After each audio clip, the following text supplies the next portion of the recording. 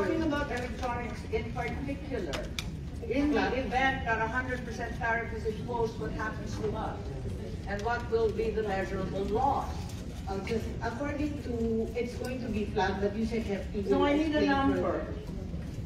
Well, that will be devastating to our export industry. Kaya nga. So ano 53, because 53% of our exports are electronic products. That's around $12.1 billion. I'm sorry, I think I'm getting a different number. This is only to the US, it's 62.68 per your own submission. Why is it different now? Why is it 53?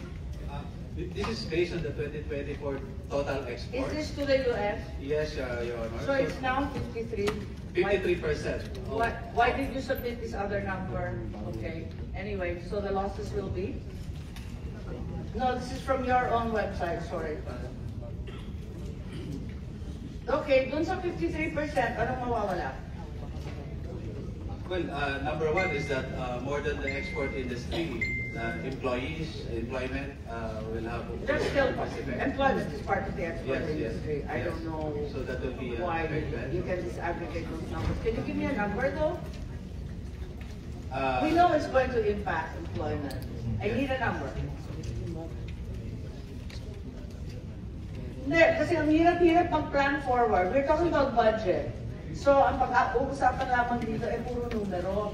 Hanggang ngayon, hindi pa kayo nag-a-assess kung gaano katindi at gaano kalaki ang impact nitong US tariff na 100% sa ating electronics.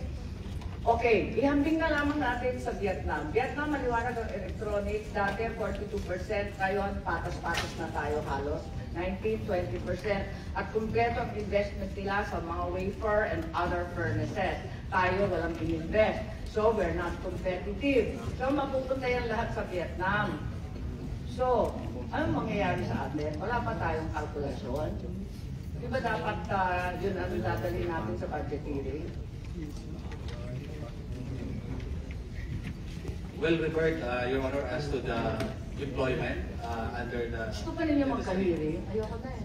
Pagod na si Senator Gatchalian. Dami-dami yung hearing. Wala?